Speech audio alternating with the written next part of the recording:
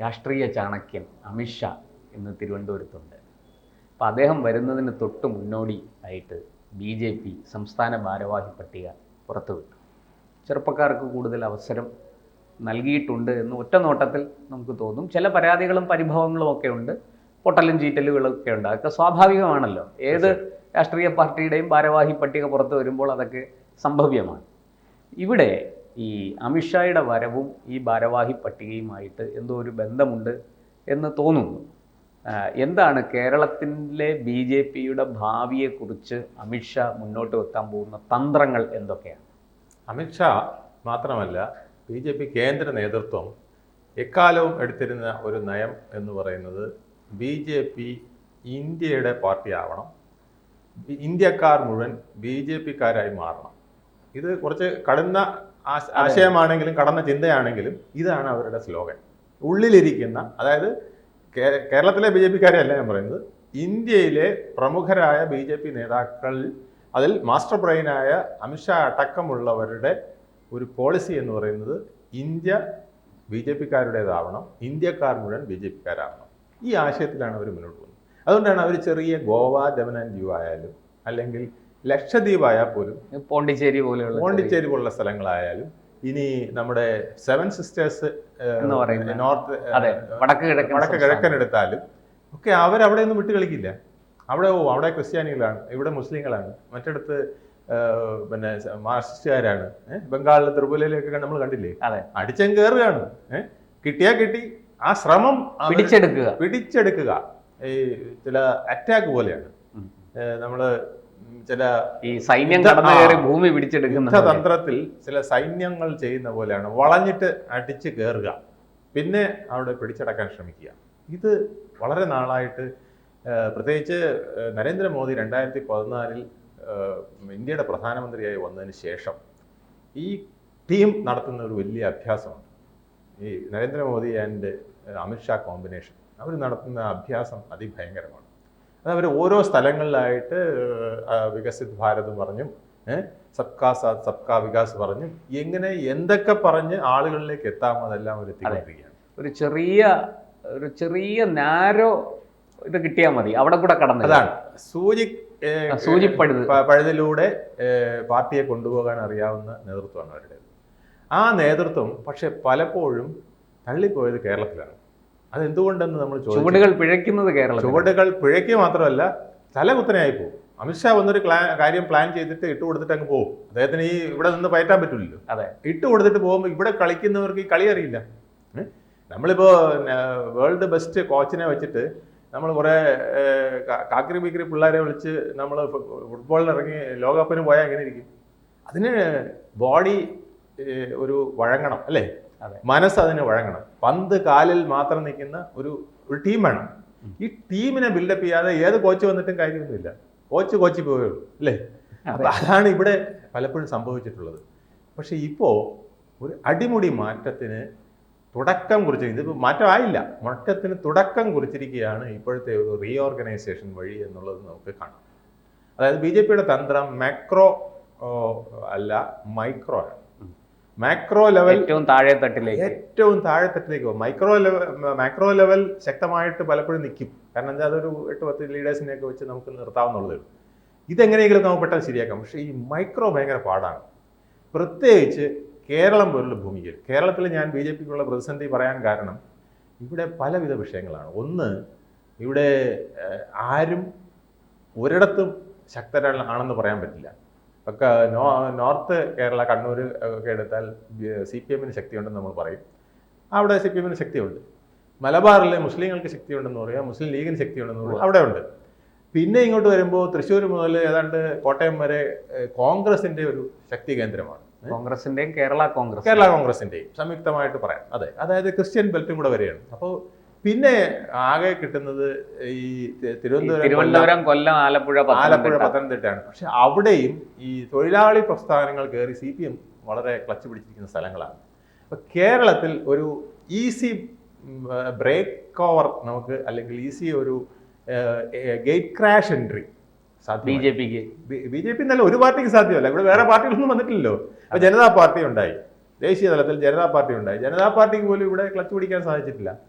ഇവിടെ ചെറിയ ഏതെങ്കിലും ഒരു പോക്കറ്റിൽ ഒന്നോ രണ്ടോ വ്യക്തികളെ മുന്നണി രാഷ്ട്രീയത്തിന്റെ ഭാഗമായിട്ട് നിന്ന് പയറ്റുന്നത് മുന്നണി ഇല്ലെങ്കിൽ ഇവരെന്നേ ചത്തുപോയനെ. അതെ, ഇപ്പൊ നമ്മൾ ഈ കാണുന്ന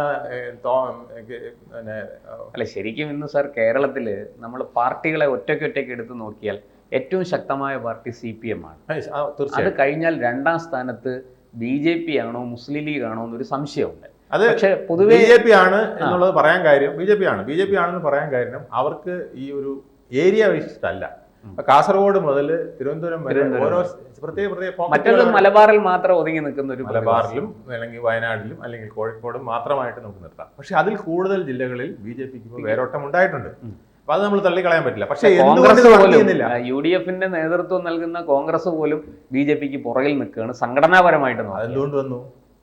കോൺഗ്രസ്സുകാരറിയാതെ കോൺഗ്രസിലെ ഒരുപാട് അണികളും ചെറു നേതാക്കളും BJPയിലേക്ക് കൂടുമാറിയിരിക്കുന്നു.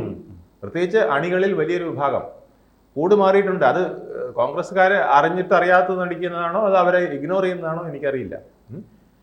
ഇത് കോൺഗ്രസിന്റെ ഒരു പ്രശ്നമാണ്. ഇനി അടുത്ത ഇലക്ഷനും അവർക്കതൊരു പ്രശ്നമാണ്. അപ്പൊ നമ്മൾ നമ്മൾ പറഞ്ഞു വരുന്ന വിഷയം എന്ന് പറയുന്നത് BJP എങ്ങനെ ഇവിടെ ക്ലച്ച് പിടിക്കും, അതിനുള്ള തന്ത്രങ്ങൾ പലത് പയറ്റി. ഇതിൽ ഇപ്പോൾ വന്നിരിക്കുന്ന ഒരു പുതിയ തന്ത്രമാണ് ഈ മൈക്രോ മാനേജ്മെന്റ്. അതിന് പറ്റിയ ഒരു മാനേജറെയാണ് ഇട്ടിരിക്കുന്നത് രാജീവ് ചന്ദ്രശേഖർ. ഇത്തരം മൈക്രോ മാനേജ്മെന്റ് നടത്തി അത് പരിചയമുള്ള ബിസിനസ്സിൽ നടത്തി പരിചയമുള്ള സ്ഥാപനങ്ങൾ പലത് റൺ ചെയ്ത് അത് പൊളിറ്റിക്സിലേക്ക് കൊണ്ടുവരാനുള്ള എബിലിറ്റി BJP പലയിടത്തും കാണിച്ചിട്ടുണ്ട്. ആ തന്ത്രങ്ങൾ ഇവിടെയും പയറ്റാനായിട്ട് രാജീവ് ചന്ദ്രശേഖരനെ അത് യൂസ് ചെയ്യാം. പക്ഷെ കേരളത്തിൽ ഇത് എത്രത്തോളം ശക്തമായി വിജയിക്കുമെന്നുള്ളത് ഇനി വരുന്ന ദിവസങ്ങളിൽ അറിയാനുള്ളൂ. കാരണം ഈ മൈക്രോ ലെവലിലേക്ക് വരുമ്പോൾ നമ്മളിപ്പോൾ BJP നടത്തിയിരിക്കുന്ന മാറ്റങ്ങൾ സെക്രട്ടറിമാരെ 4 പേരെ മാറ്റി. MT രമേശ് ആയാലും ശോഭാ സുരേന്ദ്രൻ ആയാലും MT രമേശ് തുടരുന്നു. കഴിഞ്ഞ തവണ ഉണ്ട്. ബാക്കി 3 പേരും. പക്ഷെ ഇത്തവണ ബാക്കി 3 പേരും സുരേഷ് ആയാലും ശോഭാ സുരേന്ദ്രൻ നേരത്തെ, അതായത് കഴിഞ്ഞ ടൈമിൽ സംസ്ഥാന വൈസ് പ്രസിഡന്റ് ആയിരുന്നു, അതിന് മുമ്പ് സംസ്ഥാന ജനറൽ സെക്രട്ടറി ആയിരുന്നു. പക്ഷേ എങ്കിലും അവരുടെ കൈകൾ മുറുക്കപ്പെട്ടിരിക്കുകയായിരുന്നു. പലപ്പോഴും അവർക്ക് അവരുദ്ദേശിക്കുന്ന സ്ഥലത്ത് പോയി പ്രസംഗിക്കാൻ പോലും അവസരം കിട്ടിയിട്ടില്ല എന്നുള്ളത് നമ്മൾ പാലക്കാടിലൊക്കെ കണ്ടതല്ലേ. അവരുടെ ഫ്ലെക്സ് വെച്ച് പക്ഷേ അവർ എത്തിയില്ല, അവർക്ക് എത്താൻ പറ്റിയില്ല. പിന്നെ അവർ സംഘടനാ നേതാവ് എന്നുള്ള നിലയ്ക്ക് എനിക്കൊരു പ്രശ്നമില്ല, ഞാനിവിടെ എനിക്ക് വരാൻ ബുദ്ധിമുട്ടൊന്നുമില്ല എന്നൊക്കെ പറഞ്ഞ് അവർ നിന്നെങ്കിലും അവർക്ക് പലയിടത്തും റെസ്ട്രിക്ഷൻ ഉണ്ടായിരുന്നു. പക്ഷേ ഇപ്പോൾ റെസ്ട്രിക്ഷൻ ഇല്ലാതെ ആ ഒരു സ്വതന്ത്രമായിട്ട് 4 വീലുകളായിട്ട് 4 ജനറൽ സെക്രട്ടറിമാർ വന്നിരിക്കുകയാണ്. അപ്പോൾ അതിനകത്ത് ജാതി സമവാക്യങ്ങളും ഒക്കെ പരിഹരിച്ചിട്ടുണ്ട്. നമ്മൾ വൈസ് പ്രസിഡന്റുമാരെ അടക്കം നോക്കിക്കഴിഞ്ഞാൽ ജാതി സമവാക്യങ്ങൾ ഉൾപ്പെടെ മുസ്ലിം ക്രിസ്ത്യൻ വിഭാഗങ്ങൾക്കും പ്രാധാന്യം കൊടുത്തുകൊണ്ട് ഇക്വേഷൻ കറക്റ്റ് ആക്കിയിട്ടുണ്ട്. ഇതൊരു പുതിയ നീക്കമാണ്, പുതിയ തന്ത്രമാണ്. കേരളത്തിൽ അനുകൂലമായൊരു മണ്ണ് ഉണ്ടായിട്ടുണ്ട് എന്ന് BJP ഇപ്പോൾ കേന്ദ്ര നേതൃത്വം വിശ്വസിക്കുകയാണ്. അതിനനുസരിച്ചുള്ള സ്ട്രാറ്റജിയാണ് ഇപ്പോൾ ഇടുന്നത്. ഇപ്പോൾ അമിത്ഷാ ഇന്ന് വന്ന് നടത്താൻ പോകുന്ന തിരുവനന്തപുരത്തെ യോഗം പോലും അങ്ങനെയാണ്. ഈ മൈക്രോ ലെവലാണ്. കാരണം ഓരോ വാർഡിലെയും വികസന സമിതിയുടെ ആൾക്കാരെയാണ് അവിടെ കൊണ്ടുവരുന്നത്. ആ വികസന സമിതി എന്ന് പറയുന്നത് വളരെ ബേസിക് ആയിട്ടുള്ള താഴെത്തട്ടിലുള്ളവരാണ്. അപ്പം അവരെ ഒന്ന് ഇൻസ്പയർ ചെയ്യാനും അവരുടെ ഈ പാർട്ടിയുടെ കേരളത്തിലെ റെസ്പോൺസിബിലിറ്റി നേതാക്കളിലല്ല നിങ്ങളിലേക്കാണെന്ന് പറയാനുമുള്ള ഒരു വേദിയായിട്ടായിരിക്കും ഈ മൈക്രോ ലെവൽ മാനേജ്മെൻറ്റിൻ്റെ രീതിയിൽ അമിത്ഷാ ഇന്ന് അവരെ അഭിസംബോധന ചെയ്യുക എന്നാണ് ഞാൻ വിശ്വസിക്കുന്നത്. കാരണം അവരുടെ സ്ട്രാറ്റജി എങ്കിലേ വിജയിക്കുകയുള്ളൂ. പക്ഷേ ഇവിടെയും ഒരു ഹഡിലുണ്ട്. ആ ഹഡിൽ എന്ന് പറയുന്നത് ഇപ്പോൾ വെച്ചിരിക്കുന്ന 30ഓളം വരുന്ന ജില്ലാ ഭാരവാഹികൾ, ജില്ലാ പ്രസിഡന്റ് അടക്കമുള്ളവരും അതുപോലെ തന്നെ മണ്ഡലങ്ങൾ 140,280 ആക്കി വെച്ചിരിക്കുന്ന മണ്ഡലം ഭാരവാഹികളും പഴയ കളിക്കാർ തന്നെയാണ്. ആ കളിക്കാരുടെ പെർഫോമൻസ് ഇതിനകത്ത് വളരെ നിർണായകമാണ്. വാർഡിലും അതുപോലെ തന്നെയാണ്. വാർഡ് തലത്തിലും ഉള്ള വെച്ചിരിക്കുന്നവരെല്ലാം പഴയവരാണ്. അപ്പം അവർ ഈ ടീമിനൊപ്പം കളിച്ച് മുന്നോട്ട് പോയില്ലെങ്കിൽ കളി പാടും. പക്ഷെ അതിന് ഞാൻ മനസ്സിലാക്കാൻ പോകുന്നത് ഇപ്പോൾ ജില്ലാ നേതൃത്വത്തിന് ഒപ്പം തന്നെ മേഖലാ ഭാരവാഹികളെയും കൂടെ കൊണ്ടുവരുന്നതാണ്. അപ്പോൾ മേഖലാ ഭാരവാഹികൾ തിരുവനന്തപുരം, എറണാകുളം, കോഴിക്കോട്. അപ്പം മേഖലാ ഭാരവാഹികൾ കൂടെ വരുമ്പോൾ കുറച്ചുകൂടെ മൈക്രോ ഫോക്കസ് ജില്ലാ, മണ്ഡലം, വാർഡ് മേഖലാ ഭാരവാഹികളെ അത്യാവശ്യം പ്രഖ്യാപിച്ചിട്ടുണ്ട്. തിരുവനന്തപുരത്തിൻ്റെത് കൊല്ലംകാരനായ BB ഗോപകുമാർ, അതെ, എറണാകുളത്തത് തൃശ്ശൂരിലെ നാഗേഷാണ്. അങ്ങനെ അത് ടോപ്പിൽ വന്നിട്ടുണ്ട്. പക്ഷെ ഇനി അതിന് ഒരു സ്ട്രക്ചർ ഉണ്ടാക്കും. ആ സ്ട്രക്ചറും കൂടെ വന്നിട്ട് അതിൽ സ്പ്ലിറ്റിംഗ് നടക്കുമ്പോൾ അവർക്ക് ഓരോരുത്തർക്കും വളരെ ഫോക്കസ്ഡ് ആയിട്ട് ഇന്ന മണ്ഡലം എന്ന് വരെ വരുന്ന വിധത്തിലേക്ക് പോകുന്നത്.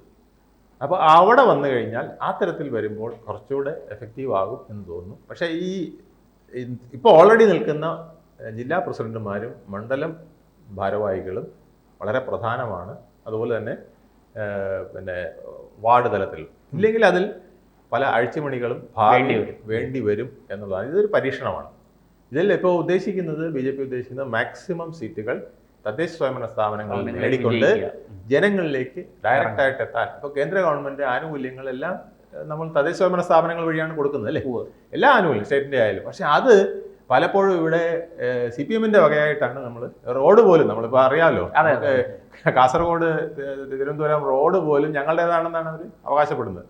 ഇപ്പം ഇന്നാള് മുസ്ലിം ലീഗിൻ്റെ കുഞ്ഞാലിക്കുട്ടി സാഹിബ് വരെ ചോദിക്കുകയുണ്ടായി, അപ്പോൾ ഈ പിന്നെ പാറശാല കഴിഞ്ഞാൽ പിന്നെ അങ്ങോട്ട് റോഡ് പോകുന്നുണ്ടല്ലോ, അത് നിങ്ങളുടെ വകയാണോ? മംഗലാപുരത്തോട്ട് പോകുന്ന റോഡും അത് നിങ്ങളുടേതാണോ? മഞ്ചേശ്വരം കഴിഞ്ഞിട്ടുള്ളത് നിങ്ങളുടേതാണോ? അപ്പോൾ ഇത് ജനങ്ങളെ പറ്റിക്കല്ലെന്ന് ചോദിക്കുന്ന അവസ്ഥ വരെ വന്നു. പക്ഷേ അത് അവരുടെ ഒരു സ്ട്രാറ്റജിയാണ്.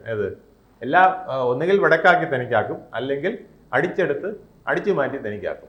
ഈ ശൈലിയാണ്. ഇതൊക്കെ കൊണ്ട് കേരളത്തിൽ ക്ലച്ച് പിടിക്കാൻ മൈക്രോ ലെവലിൽ പോയിട്ട് ഏറ്റവും താഴെ ജനങ്ങളുടെ ഹൃദയത്തിലേക്ക് ഹൃദയസ്പർശിയായ രീതിയിൽ എത്തുക എന്നുള്ളതാണ്. വെറും സാധാ പണിമുടക്കുകളും സാധാ സമരങ്ങളും ജനങ്ങൾ വെറുത്തു മടുത്തു, ഇപ്പം മുഖം തിരിഞ്ഞു നിൽക്കുന്നു. ഇതൊക്കെ ഇങ്ങനെ ഭാഗത്ത് നടക്കുന്നു എന്നുള്ളതേ ഉള്ളൂ, ആരും മൈൻഡ് ചെയ്യുന്നില്ല. അതാണ് അവസ്ഥ. അപ്പോൾ പുതിയൊരു സ്ട്രാറ്റജി വന്നിരിക്കുന്നു. ഇതെങ്ങനെ വിജയിക്കുമെന്ന് നമുക്ക് നോക്കിക്കറിയാം. കൂടുതൽ വാർത്തകളും വിശേഷങ്ങളും നിങ്ങളിലേക്ക് എത്താൻ ABC മലയാളം സബ്സ്ക്രൈബ് ചെയ്യുക, ബെൽ ബട്ടണും അമർത്തുക.